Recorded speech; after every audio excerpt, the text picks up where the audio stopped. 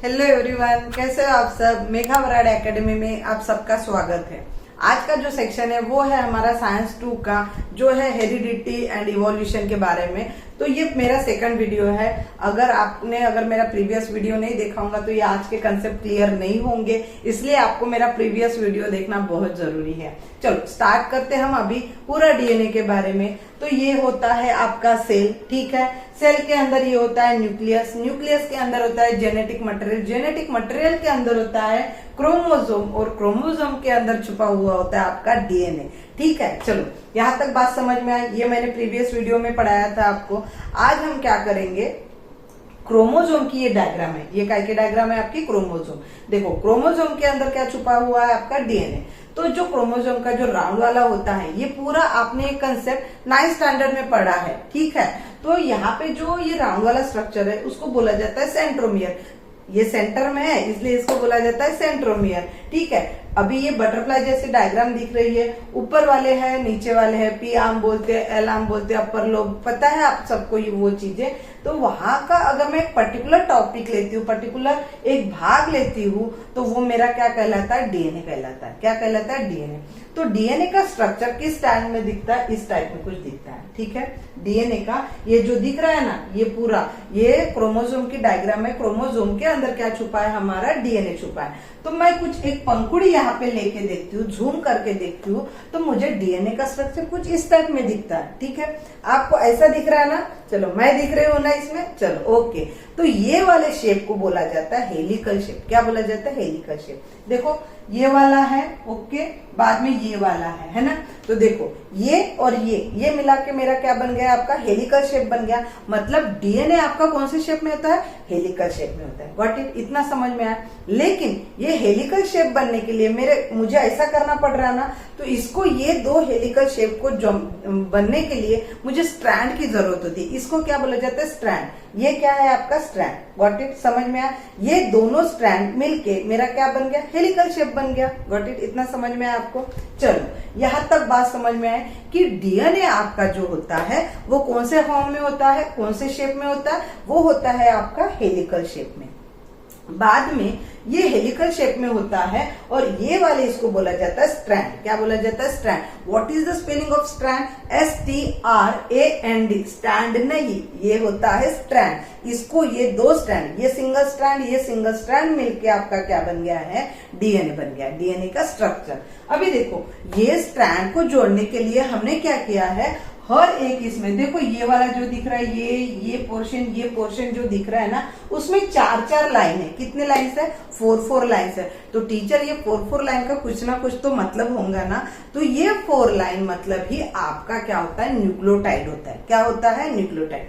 सबसे पहले क्या लिखना है, डीएनए आपका कौन से फॉर्म में होता है, डीएनए आपका हेलिकल फॉर्म में होता है, हेलिकल शेप में होता है। और ये हेलिकल शेप को जोड़ने के लिए ये सिंगल स्ट्रैंड और ये सिंगल स्ट्रैंड मिलकर हमारा क्या बन गया, हेलिकल शेप बन गया। और इसी को हम क्या बोलेंगे, स्ट्रैंड बोलेंगे, ठीक है।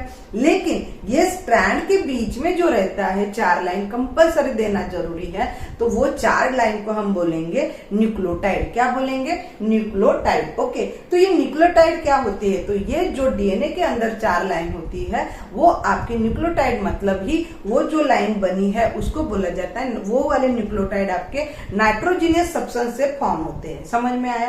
तो ये नाइट्रोजीनियस सब्सटेंस क्या है, ये न्यूक्लियोटाइड क्या है, तो वो न्यूक्लियोटाइड है आपके, पहला है एडेनाइन, दूसरा है गुआनिन, थर्ड है साइटोसिस, और फोर्थ है आपका थाइमिन। आपको इसको बाहर तो लर्न करना पड़ेगा, ठीक है। जहां पे लर्न नहीं करना है मैं आपको बोलूंगी वो चीज लर्न मत करो, आप कंसेप्ट वाइज उसको लिखो। लेकिन जहां पे आपको लर्न करना है तो वो उसको कोई चेंज नहीं कर सकता, तो आपको वहां पे पूरा लर्न करना ही पड़ेगा। ओके, देखो क्या बोला है, एडेनाइन, गुआनिन, साइटोसिन और थाइमिन। व्हाट इट, ये 4 लाइन है आपके। ओके, समझ में आया यहाँ तक। बाद में देखो, तो यहाँ पे मैंने बोला ये न्यूक्लियोटाइड है। क्या है, ये 4 जो एटम है, वो जो 4 लाइन है वो आपके क्या, न्यूक्लियोटाइड है। ये न्यूक्लियोटाइड आपके नाइट्रोजनियस सब्सटेंस से बने हैं, ठीक है। तो कौन से नाइट्रोजनियस सब्सटेंस है आपके, पहला है एडेनाइन, दूसरा है गुआनिन, थर्ड है साइटोसिन और फोर्थ है आपका थाइमिन। गॉट इट, इतना समझ में आया। आपको तो ये लर्न करना ही पड़ेगा, ठीक है। बाद में देखो मैंने क्या बोला, आप डीएनए का स्ट्रक्चर जब लिखते हो तो ये 4 चीजें लिखना बहुत जरूरी है। ये होता है हेलिकल शेप में, आपका डीएनए होता है हेलिकल शेप में, उसके जो 4 लाइन होते हैं उसको बोला जाता है न्यूक्लियोटाइड। ये न्यूक्लियोटाइड किससे बने होते हैं, आपके नाइट्रोजनियस सब्सटेंस से। ओके, और ये कौन से न्यूक्लियोटाइड है आपके, एडेनाइन, बाद में है गुआनिन, साइटोसिन, और है ये आपका थायमिन। Got it. आपको ये चीजें तो पक्की पता हो गई अभी, बट यहाँ पे आपको एक चीज बहुत अच्छे से ध्यान रखना है कि हमेशा जो ये 4 लाइन आपस में जुड़ेंगी तो उसके साथ एडेनाइन थायमिन के साथ ही जुड़ेगा। एडेनाइन किसके साथ जुड़ेगा, यहाँ पे थायमिन के साथ, और गुआनिन किसके साथ जुड़ेगा, आपका साइटोसिन के साथ। तो ये 4 लाइन कंफर्म आएंगी। कैसे होगा, ये शेप है ना आपका डीएनए का, तो यहाँ पे एडेनिन किसके साथ जुड़ेगा, थायमिन के साथ, गुआनिन किसके साथ जुड़ेगा, साइटोसिन के साथ, है ना। न्यूक्लियोटाइड एटम से बनी है हमारी स्ट्रैंड। बाद में एडेनाइन थायमिन के साथ और गुआनिन साइटोसिन के साथ। तो ये आपका इस टाइप में ये आपका क्या बनेगा, न्यूक्लियोटाइड, मतलब डीएनए से भरा क्या है आपका न्यूक्लियोटाइड। ओके, तो यहां तक बात समझ में आई। मतलब डीएनए जब फॉर्म होगा ये हेलिकल शेप में फॉर्म होगा, उसमें क्या रहेंगे आपके डबल स्ट्रैंड रहेंगे। डबल स्ट्रैंड वाले को बोलता है डीएनए, बोलते हो डीएनए। Got it. और ये 4 लाइन है उसमें क्या है, एडेनिन किसके साथ रहेगा, थायमिन के साथ, गुआनिन साइटोसिन के साथ, एडेनिन थायमिन के साथ, गुआनिन साइटोसिन के साथ।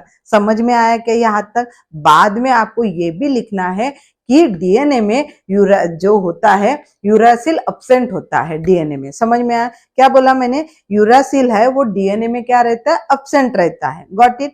यहां तक बात समझ में आई। अभी देखो ये डबल स्ट्रैंड वाला क्या हो गया डीएनए, तो इसका जो सिंगल स्ट्रैंड वाला है वहां पे आपका क्या छुपा है, डीएनए के अंदर क्या छुपा है आपका आरएनए। क्या छुपा है, आरएनए। Got it. तो सिंगल स्ट्रैंड वाले को आप क्या बोलोगे, सिंगल स्ट्रैंड वाले को आप बोलोगे आरएनए। ओके।